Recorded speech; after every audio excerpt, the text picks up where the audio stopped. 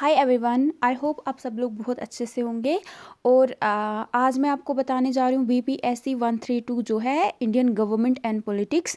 ये आपके second semester में आपको इग्नो में करना होता है, ठीक है। ये सब्जेक्ट आपको पढ़ना होता है।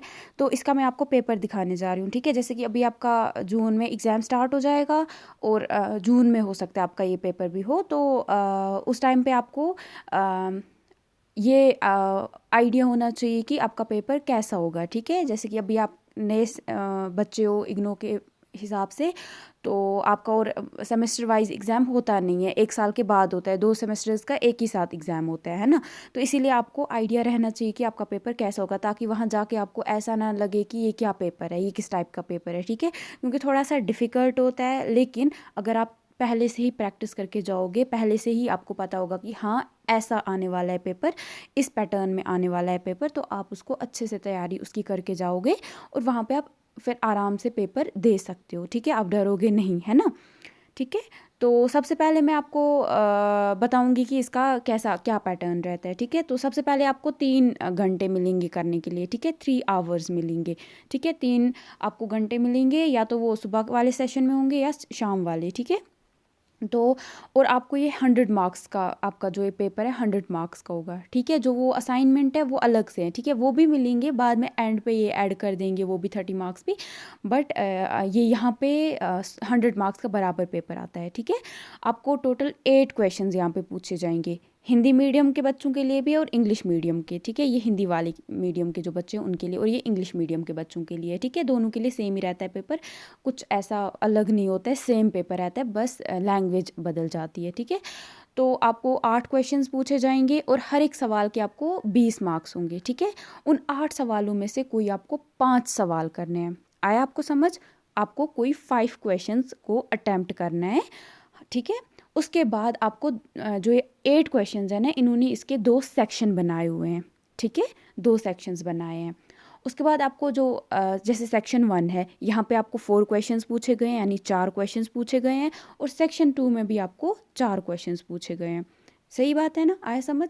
ठीक है। उसके बाद आपको क्या करना है, पेपर प्लीज़ जब आप वहाँ पे जाओगे ना, पेपर अच्छे से पहले खोल लेना, क्योंकि अगर आप पहले ही स्टार्ट कर दोगे, हो सकता है कुछ आगे दूसरे पेज पे और भी अच्छे इजी क्वेश्चंस हो, तो वो आपको फिर भूल जाएं, ठीक है। मतलब वो आप ना कर पाओ, क्योंकि पहले ही आप अटैम्प्ट कर लोगे, तो वो नहीं आपको करना है, ठीक है। तो देखो, जो सेक्शन 1 है, आपको मतलब जो 2 सेक्शंस है ना, दोनों में से एटलीस्ट आपको हर एक सेक्शन में से 2 क्वेश्चंस को अटैम्प्ट करना है, ठीक है। ऐसा नहीं आप कर सकते हो कि आप पहले सेक्शन में से 4 क्वेश्चंस कर दोगे और दूसरे में से 1 करोगे, वो नहीं आपको करना है, ठीक है। उससे आपके मार्क्स कट सकते हैं। ये गलती आप नहीं करना, क्योंकि इन्होंने बोला है आपको साफ साफ, attempt at least 2 questions from each section. यानी आपको एटलीस्ट कोशिश करनी है कि आप 2 मतलब करो क्वेश्चंस, ठीक है। हर एक सेक्शन में से आपको 2-2 करने ही करने हैं। उससे कम भी करोगे तो भी मार्क्स कटेंगे, और अगर आप वो ज़्यादा कर दोगे एक सेक्शन से तो 3 क्वेश्चन तो करने ही पड़ेंगे आपको। लेकिन आपको ये नहीं है कि एक सेक्शन में से आपको 4 क्वेश्चन आप कर दो, ठीक है। ये आपको देखना है, तो आपको एटलीस्ट करना ही है ये, ठीक है। तो उसके बाद है आपका, ये मैं क्यों आपको बता रही हूँ, देखो क्या होगा यहाँ पे। जैसे कि अगर आपको यहाँ पे इन्होंने क्या रखा है यहाँ पे आपको कि 2 क्वेश्चंस करने ही करने हैं। अगर आप पहले सेक्शन में से 4 कर लेते हो, दूसरे जब सेक्शन में आओगे, टोटल आपको कितने करने हैं? 5 ही सवाल करने हैं। तो दूसरे में से अगर आप 1 क्वेश्चन करते हो, तो वहाँ पर हो जाएगी ना प्रॉब्लम। तो आपको एटलीस्ट 2 सवाल तो करने ही पड़ेंगे, ठीक है। ये बात आप प्लीज़ ध्यान रखना, ये गलती आप नहीं करना, ठीक है।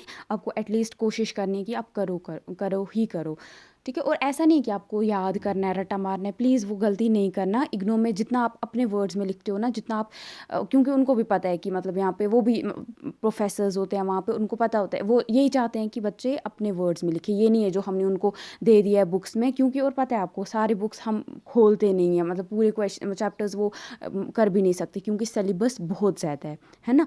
तो आपको क्या करना है, जैसे ही आप कोई यूनिट पढ़ते हो, उसको आप फिर समझो पहले और फिर अपने वर्ड्स में लिखो, ठीक है। अपने वर्ड्स में एक्सप्लेन करने की कोशिश करो, ठीक है। तो आपको उतना अच्छा, आपको जितना आप अच्छे से एक्सप्लेन, जितनी आप एग्जाम्पल्स दोगे ना, आप समझ लो उतना आपको वहाँ पे मार्क्स मिलेंगे, ठीक है, जितनी एग्जाम्पल्स आपको लगता होगा इसमें क्या एग्जाम्पल्स देंगे आपको, फिर जैसे ही आप कोई टॉपिक समझते हो ना, फिर आप अपनी इर्द गिर्द जो आपके आसपास का जो अभी पॉलिटिक्स चल रही है उसमें आप एग्जाम्पल्स ढूंढो, अब वो खुद दिमाग में आएंगी, ठीक है, माइंड में खुद एग्जाम्पल्स बननी स्टार्ट हो जाएंगी, ठीक है। तो ये बात, डरना नहीं है, प्लीज़ डरना नहीं आप लोग, ठीक है, क्योंकि ये पेपर उतना भी डिफ़िकल्ट होता नहीं है, बस ये बात होती है कि थोड़ा लंबा होता है ना। आपको एक सवाल को 500 वर्ड्स में लिखना है, यानी एटलीस्ट आपको 5 पेजेस पे लिखना ही है आंसर, है ना, तभी आपको अच्छे मार्क्स मिल सकते हैं। और क्योंकि 20 मार्क्स आपको मिल रहे हैं सवाल के, तो इतना तो करना ही पड़ेगा ना, सही है ना, ठीक है।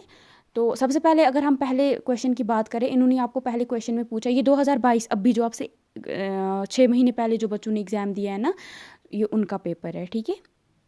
6 महीने भी तब से कहाँ ही हो गए हैं, 5 महीने हो गए तब से, है ना, अगर हम वैसे हाँ, अगर हम दिसंबर से देखते हैं, ठीक है, तो ये उनका ही है। तो आप देख सकते हो कि ऐसा है। इसके बगैर मैं आपको जून वाले बच्चों का भी दिखाऊंगी, और उससे पहले 2021 वाले जो बच्चे हैं उनका भी दिखाऊंगी, ठीक है, और 2020 वाले जो बच्चे हैं आई थिंक उनका जो उन्होंने एग्ज़ाम दिया था वो भी मैं दिखाऊंगी आपको, ठीक है। थोड़ा सा वीडियो लेंथी हो जाएगा, तो अगर आप वीडियो पूरा नहीं देखना चाहते हो, आप बीच बीच में इसको स्किप करके आप जहाँ पे आपको पेपर्स मिल रहे हैं ना, वो आप स्क्रीनशॉट ले लो उनका, तो वो आप कर सकते हो, ठीक है। ज़रूरी नहीं आप अगर चाहते हो आपको पूरे इसके लिए वीडियो देखना पड़ेगा, वो आप प्लीज़ नहीं करना अगर आपके पास टाइम नहीं है, ठीक है। अगर आपको सारा आइडिया है तो आप स्किप कर सकते हो वीडियो को, सिर्फ स्क्रीनशॉट ले लो फिर आप। सबसे पहले इन्होंने गांधीयन अप्रोच जो है, जिससे हम इंडियन पॉलिटिक्स को स्टडी करते हैं, उसके बारे में पूछा है कि वो क्या, उसका क्या एप्लीकेशन है, कैसे हम उसको यूज़ करते हैं, और हम कैसे उससे इंडियन पॉलिटिक्स को पढ़ सकते हैं। उसके बाद आपको क्वेश्चन नंबर 2 पूछा था directive principles of state policy के बारे में, ठीक है। DPSPs बहुत इजी चैप्टर है, बहुत मज़ेदार चैप्टर है ये, अगर आप पढ़ोगे आपको पहले ही समझ आ जाएगा कि ये बात क्या हो रही है, ठीक है। ये इसके बारे में आपको पूछा है। उसके बाद आपको पूछा है कि जेंडर बेस्ड मूवमेंट जो इंडिया में हुई हैं वो क्या हैं, ठीक है, कौन कौन से जेंडर बेस्ड, ठीक है, मेल फीमेल जो बोलते हैं होता है ना, उसके ये वही वाला चैप्टर है। तो जब आपके जेंडर को लेके, आपके सेक्स को लेके आपके साथ डिस्क्रिमिनेशन किया जाता है, ठीक है, तो ये उसी के ऊपर है ये वाला चैप्टर। ये आपको जेंडर वाला आपको पॉलिटिकल थियोरी में भी है और यहाँ पे भी है, तो ये आपको थोड़ा बहुत अगर इधर से भी पढ़ोगे और थोड़ा बहुत उधर से आपको खुद ही समझ आ जाएगा, ठीक है। ये बहुत ईजी चैप्टर है, बहुत ज़्यादा ईजी चैप्टर।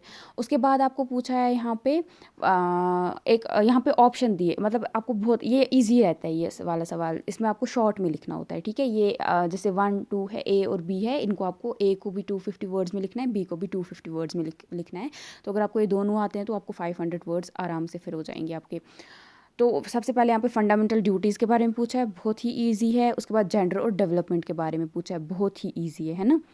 उसके बाद डिस्कस द नेचर, फिर सेक्शन 2 में आते हैं हम, ठीक है। इसमें आपको पूछा है जो वर्कर्स मूवमेंट हुई हैं इंडिया में, उसका क्या नेचर रहा है, वो क्या क्यों हुई हैं, कैसे हुई हैं, किन किन लोगों ने उसमें पार्टिसिपेट किया है, कहाँ तक वो चली हैं, वो आपको बताना है, ठीक है, या उनकी क्या डिमांड्स वगैरह थी वो बताना है आपको।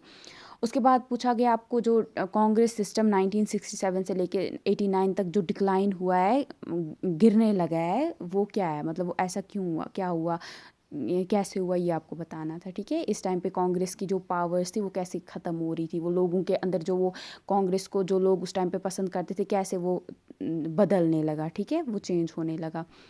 फिर आपको पूछा गया है आपको कास्ट और क्लास के बीच में रिलेशनशिप बतानी है, ठीक है, इन दोनों के बीच में क्या रिलेशनशिप है, बहुत ही ईजी था, बहुत ईजी। उसके बाद आपको पूछा गया है यहाँ पे वापस से ऑप्शन है आपको, ठीक है, मतलब ऑप्शन भी नहीं है ये, बट आपको ये थोड़ा इजी रहता है, जैसे वो है ना उनमें आपको बहुत ज़्यादा दिमाग लड़ाना पड़ता है, बहुत ज़्यादा वर्ड्स ढूंढने पड़ते हैं, इसमें आपको 250 वर्ड्स में ही टोटल लिखना है, तो थोड़ा सा ईजी हो जाता है, मतलब आपको 2.5 पेज पे लिखना होता है आंसर। तो खुद सोचो ना, थोड़ा माइंड रिलैक्स्ड रहता है इसमें, ऐसे क्वेश्चंस में, ठीक है। उसके बाद यहाँ पे आपको पूछा गया है जो LGBT या जो ट्रांसजेंडर पर्सन्स होते हैं, इनकी जो मूवमेंट है वो क्या रही है, ठीक है, ये क्या मांग रहे हैं स्टेट से, इन्होंने मतलब इनके बारे में आपको बताना है, ठीक है। तो ये तो आजकल बहुत मशहूर है, ये आपको थोड़ा बहुत आइडिया होगा इस बारे में, है ना, तो थोड़ा पढ़ोगे, वहाँ पे भी शॉर्ट में ही लिखा है पैराग्राफ एक बुक पे, तो आप समझ जाओगे, बहुत ईजी है ये भी। तो उसके बाद है आपको ट्राइब्स एंड पॉलिटिकल जो मूवमेंट्स हैं हमारे यहाँ पे वो बतानी है आपको, ठीक है, ट्राइब्स को लेके। फिर ये हिंदी मीडियम के बच्चों के लिए है, ठीक है, ये आप जल्दी से आप स्क्रीनशॉट उठा लो इसका, ठीक है, ये लीजिए, ठीक है, ये वाला। अब मैं आपको दूसरा वाला पेपर दिखाती हूँ, ठीक है। देखो जी, ये जो पेपर है ना, ये आपके जून 2022 वाले जो बच्चे हैं उनका है, ठीक है, जो जून में जिन्होंने दिया था। यहाँ पे इनको एक इन्होंने काम किया था, मतलब इनका इनके लिए एक चीज़ थी थोड़ी जो इजी थी, वो थी इनको 400 वर्ड्स में ही क्वेश्चंस को लिखना था, ठीक है, यानी 4 पेजेस पे एटलीस्ट इनको लिखना ही था, है ना। तो ये था, हो सकता है आपको भी मत ये चॉइस मिले, हो सकता है नहीं भी मिले, है ना, बट हमें तैयार रहना है, ठीक है। हमें 500 वर्ड्स भी आने चाहिए, हमें 400 वर्ड्स भी आने चाहिए, है ना। ऐसा ना हो कि हम वहाँ पे ना लिख पाएँ। और जितनी आप एग्जाम्पल्स दोगे ना, उतना आपको एक तो मार्क्स भी मिलेंगे, टीचर्स खुश भी हो जाएंगे, और उतना इजी रहेगा आपको चीज़ों को समझना, है ना, उतना जल्दी आप आंसर्स कर पाओगे चीज़ों को। देखो यहाँ पे सेक्शन 1 में आपको वापस से क्वेश्चन वही directive principles of state policy यहाँ पे भी पूछा गया था कि ये क्या होता है। और जो हमारे कॉन्स्टिट्यूशन में, जो कॉन्स्टिट्यूशन का पार्ट 4 है, उसमें 1970s के बाद, मतलब 1970s से उसमें क्या क्या ऐसे अमेंडमेंट्स आए हैं, क्या क्या चेंजेस उसमें लाए गए हैं, ठीक है, ये आपको बताना था। फिर आपको पूछा गया है यहाँ पे जो प्रिजाइडिंग ऑफिसर्स होते हैं हमारे लोकसभा और राज्यसभा में, जो 2 हाउसेस है ना हमारे पार्लियामेंट के, एक होता है लोकसभा, दूसरा होता है राज्यसभा। एक में होता है लोकसभा में होता है हमारा स्पीकर, प्रिजाइडिंग ऑफिसर, और जो हमारा राज्यसभा है वहाँ पे होता है चेयरमैन, ठीक है। तो इनका क्या काम होता है, इनके क्या फंक्शंस होते हैं, और इनका क्या रोल रहता है, ठीक है, ये बताना था। बहुत बहुत बहुत ईजी था ये वाला क्वेश्चन भी।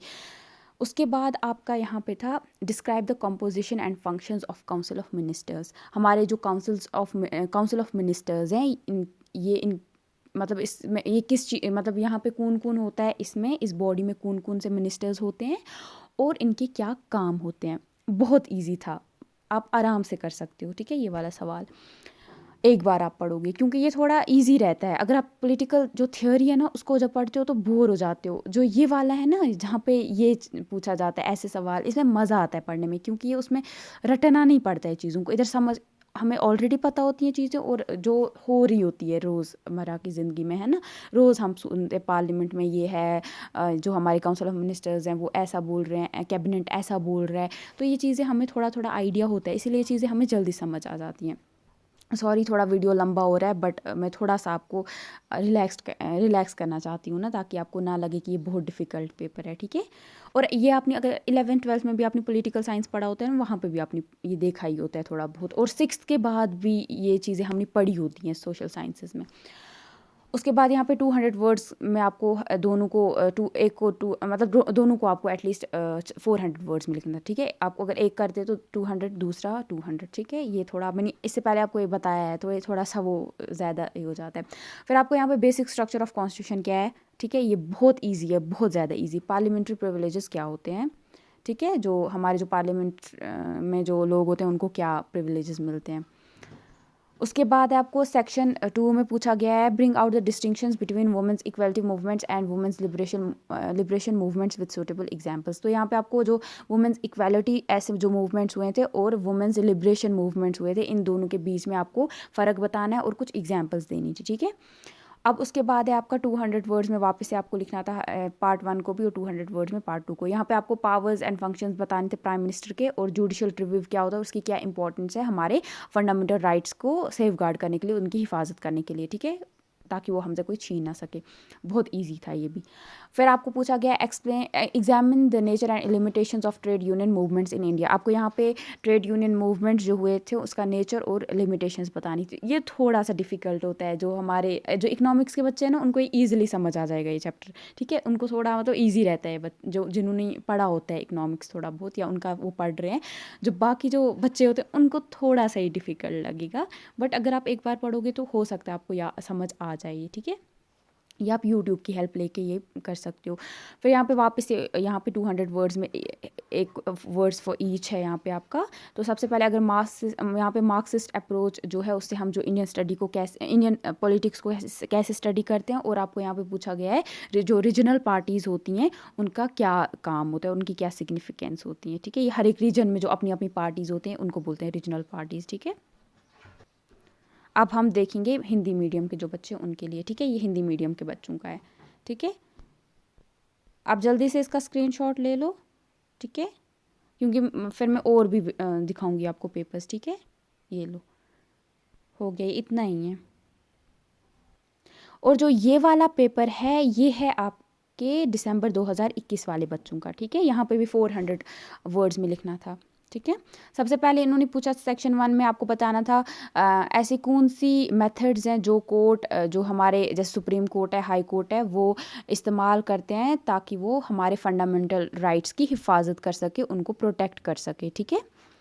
फिर आपको पूछा गया था directive principles of state policy कैसे हेल्प करते हैं जो कॉन्स्टिट्यूशनल गोल्स हैं जैसे कि सोशल, इकोनॉमिक, पॉलिटिकल जस्टिस ताकि सबको मिल सके, उसमें वो अचीव करने में कैसे हेल्प करते हैं डायरेक्टिव प्रिंसिपल्स, ठीक है। हमारे कॉन्स्टिट्यूशन ने कुछ गोल्स सेट करके रखे हैं कि जैसे कि सोशल गोल्स है कि सोसाइटी में ये चीज़ें होनी चाहिए, लोगों को इक्वालिटी मिलनी चाहिए, या लोगों को इकोनॉमिक्स के मतलब इकोनॉमिक उनको जो पैसे के रिलेटेड उनको प्रॉब्लम ना हो, ताकि वो जो अपनी बेसिक एजुकेशन है वो उनको मिल सके, ठीक है। पॉलिटिकल जस्टिस हो गया कि ताकि जो मतलब राइट टू वोट वगैरह हो गया या और चीज़ें जो पॉलिटिक्स को लेके हैं वो सब उनकी पूरी हो सके। तो ऐसी क्या चीज़ें हैं, मतलब ऐसी मतलब ये सारी चीज़ें अचीव करने के लिए हमारी DPSPs कैसे हेल्प देते हैं, ठीक है। फिर आपको parliamentary methods to control the executive क्या है, मतलब पार्लियामेंट के पास ऐसी क्या मेथड्स हैं जिससे वो जो हमारे ये होते हैं ना, जो मिनिस्टर्स होते हैं, वो कैसे हमारे एग्जीक्यूटिव को कंट्रोल कर सकते हैं, ठीक है। मिनिस्टर मतलब जो ये वाले मिनिस्टर्स नहीं, सॉरी, जो हमारे लोकसभा राज्यसभा में जो मेंबर्स होते हैं ना, वो कैसे हमारे एग्जीक्यूटिव को, जैसे प्राइम मिनिस्टर हो गया या उसकी जो कुछ बॉडीज़ होती हैं, उसको कंट्रोल करते हैं, ठीक है। जो हमारा ये है ना प्राइम मिनिस्टर, ये भी हमारा एग्जीक्यूटिव होता है, ठीक है, ये भी एग्जीक्यूटिव में आता है। उसके बाद जैसे जो पार्लियामेंट्री है ना, पार्लियामेंट में हमारे जो अपोजिशन के लीडर्स हैं ना वो आते हैं, ठीक है, वो भी आते हैं पार्लियामेंट में, ठीक है। लेकिन जो एग्जीक्यूटिव है उसमें जो लोग काम कर रहे हैं, जो मेन जिनके पास पावर है, वो आते हैं, ठीक है। ये बात आप याद रखना। उसके बाद आपको यहाँ पे 200 वर्ड्स में ईच लिखना था, दोनों को 200 वर्ड्स में लिखना था। राइट टू कॉन्स्टिट्यूशनल रेमेडीज़ क्या होता है और पार्लियामेंट्री कमेटीज़ क्या होता है, बहुत ईजी था। फिर आपको यहाँ पे सेक्शन 2 में पूछा है जो सुप्रीम कोर्ट के क्या इसके सुप्रीम कोर्ट के अंडर क्या क्या पावर्स हैं, इसके पास क्या क्या पावर्स है और क्या इसके काम है, ठीक है। फिर आपको बताना था जो नेचर बेस्ड, जो जेंडर बेस्ड जो मूवमेंट है हमारे इंडिया में, वो उनका नेचर बताना था, कैसे हुई, क्यों हुई, वो सारा, और कहाँ तक पहुँची। फिर आपको बताना था यहाँ पे जो पीजेंट मूवमेंट्स हुए हमारे इंडिया में, उनका नेचर और फीचर्स बताने थे और कुछ एग्जांपल्स देनी थी। फिर आपको कॉन्स्टिट्यूशनल प्रोविजंस जो कि हमारे शेड्यूल ट्राइब्स जो होते हैं उनको उनके ताकि उनकी जो वेलफेयर हो सके, उनकी मदद हो सके, उसके लिए रखे गए हैं कॉन्स्टिट्यूशन में। फिर आपको नक्सलबारी मूवमेंट और इसका क्या इम्पैक्ट रहा है हमारी सोसाइटी पे, हमारे कंट्री पे, वो आपको बताना, ठीक है। या जो जिन डिस्ट्रिक्ट्स में ये है, लगभग ये 200 डिस्ट्रिक्ट्स में था, अभी तो बोल रहे हैं कि बहुत कम हो गया है, कुछ 90 डिस्ट्रिक्ट्स में है। उसमें भी जो 30 डिस्ट्रिक्ट्स हैं जो इंडिया में, कुछ जो स्टेट्स में, वहाँ पे बहुत ज़्यादा है अभी भी ये, तो या जिसकी वजह से मतलब बहुत बोलते हैं कि कुछ साल पहले लगभग 13,000 कुछ लोग गुजर गए, मतलब जिनकी जानें चले गई हैं इस मूवमेंट की वजह से, या इसकी नक्सलबारी जो मूवमेंट है इसकी वजह से। तो आप सोच सकते हो कि कितने लोग मतलब इससे बेचारे अपनी जान खो रहे हैं। या रिसेंटली अभी वापस से छत्तीसगढ़ में जो हमारे जवान जो हैं उन्होंने अपनी जान खोई, तो शहीद हो गए वो इसी की वजह से, जो उन्होंने कुछ ब्लास्ट किया था, वो न्यूज़ देख सकते हो आप, रिसेंटली हुआ है ये। तो आप सोच सकते हो कि ये कैसा है। तो आप मतलब पढ़ा, आपको है थोड़ा आइडिया इस चीज़ के बारे में, है ना, तो आपको वही लिखना था यहाँ पे। तो ये आप देख सकते हो, ठीक है, हिंदी मीडियम के जो बच्चे हैं। अभी एक और पेपर है, अभी आप नहीं अब मुझे लगता है कि आप थक गए हो, बट थोड़ा आपको वेट करना पड़ेगा, क्योंकि जितने आप पेपर्स देखोगे उतना आपके लिए इजी रहेगा कि कौन कौन से क्वेश्चंस आपको करने हैं और कहाँ से करने हैं ना। देखो जी, ये है फरवरी 2021, लेकिन ये जो पेपर है ये दिसंबर 2020 का है, ठीक है। क्यों है ये फरवरी 2021? क्योंकि 2021 फरवरी में एग्ज़ाम हुआ था, इसलिए इस पर लिखा है, लेकिन ये दिसंबर 2020 वाले बच्चों का है, ठीक है, ये पेपर। देखो यहाँ पे आपको पूछा गया था लिबरल अप्रोच जिससे हम इंडियन जो पॉलिटिक्स है उसको स्टडी कर सकते हैं, वो। उसके बाद आपको मार्क्सिस्ट अप्रोच बतानी थी जिससे हम इंडियन पॉलिटिक्स को स्टडी करते हैं। फिर आपको एसेंशियल फीचर्स बताने थे हमारे इंडियन कॉन्स्टिट्यूशन के, और फंडामेंटल ड्यूटीज़ पूछा गया था। यहाँ पे गांधीयन पर्सपेक्टिव और पोस्ट मॉडर्निज्म क्या होता है।